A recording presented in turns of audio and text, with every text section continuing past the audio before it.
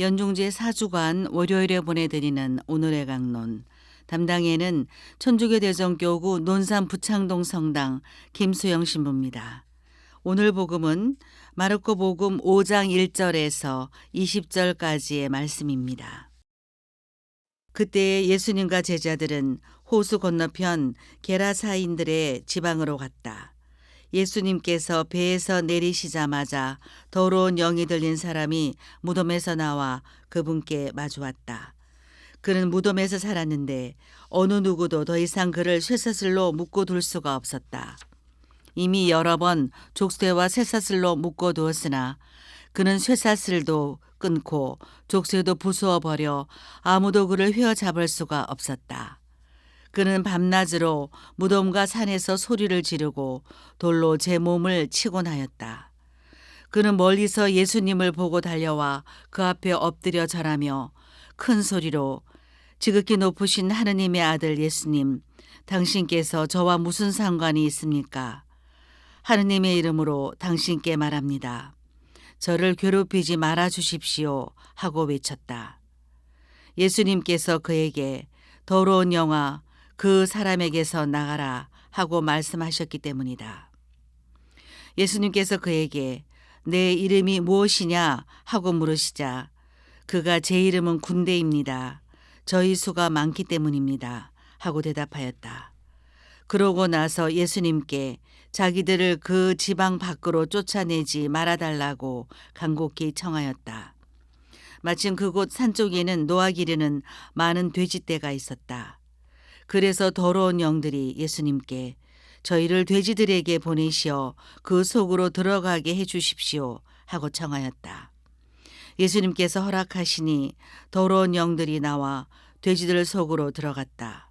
그러자 2,000마리쯤 되는 돼지떼가 호수를 향해 비탈을 내리달려 호수에 빠져 죽고 말았다.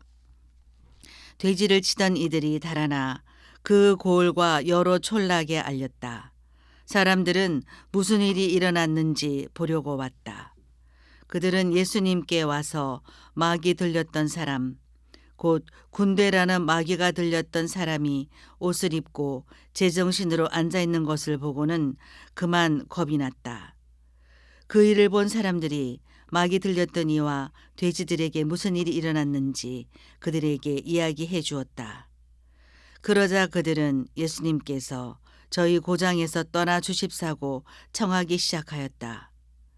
그리하여 예수님께서 배에 오르시자 마귀 들렸던 이가 예수님께 같이 있게 해 주십사고 청하였다.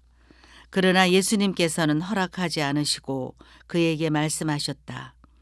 집으로 가족들에게 돌아가 주님께서 너에게 해주신 일과 자비를 베풀어 주신 일을 모두 알려라. 그래서 그는 물러가 예수님께서 자기에게 해주신 모든 일을 데카폴리스 지방에 선포하기 시작하였다. 그러자 사람들이 모두 놀랐다. 대전 가톨릭 평화방송 애청자 여러분 안녕하십니까? 오늘 복음은 마귀에 들린 어느 한 사람과 예수님의 이야기를 전하고 있습니다.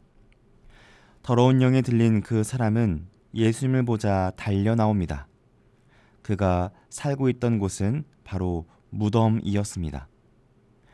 일반적인 사람들이 사는 곳이 아닌 죽은 사람들이 사는 무덤가에 쇠사슬과 족쇄에 묶인 채 살아갔던 사람입니다. 마을에서는 그 사람을 두고 미친 사람이라며 우리 마을에서는 함께 살아갈 수 없다고 격리해 놓았습니다. 복음에서 예수님을 보자마자 달려나온 더러운 영은 예수님께 온갖 고백을 하며 예수님의 관심을 흩트려 놓으려 합니다. 지극히 높으신 하느님의 아들 예수님, 당신께서 저와 무슨 상관이 있습니까? 얼핏 들으면 꽤 훌륭한 고백입니다. 그러나 더러운 영은 예수님과 그로 인해 고통받는 사람을 만나지 못하게 하려는 목적이 있었습니다. 예수님께서는 특별한 방식으로 오늘 더러운 영을 쫓으십니다.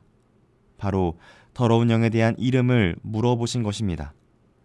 서로의 이름을 부르면서 무슨 상관이 있냐고 물어보던 더러운 영에게 예수님은 서로의 긴밀한 관계를 만드셨습니다. 그 사람의 이름을 부르고 상황을 보시며 대화를 하시는 예수님의 모습을 복음에서 보았습니다. 이 부분에서 착한 목자이신 예수님의 모습을 떠올립니다. 예수님은 마을 사람들이 격리시키고 꺼려하던 그 사람을 보살피시어 다시 마을로 또 집으로 돌아갈 수 있게 하셨습니다. 더러운 영들은 그 사람에게서 나와 돼지떼로 들어갔고 2,000마리쯤 되는 돼지가 호수로 빠져 죽었습니다. 돼지 2,000마리는 엄청난 자산입니다. 예수님의 한마디로 그 많은 돼지들이 모두 빠져 죽었습니다. 이 모든 일을 본 사람은 그 많은 돼지가 그렇게 되는 것을 보고 놀라워하였습니다.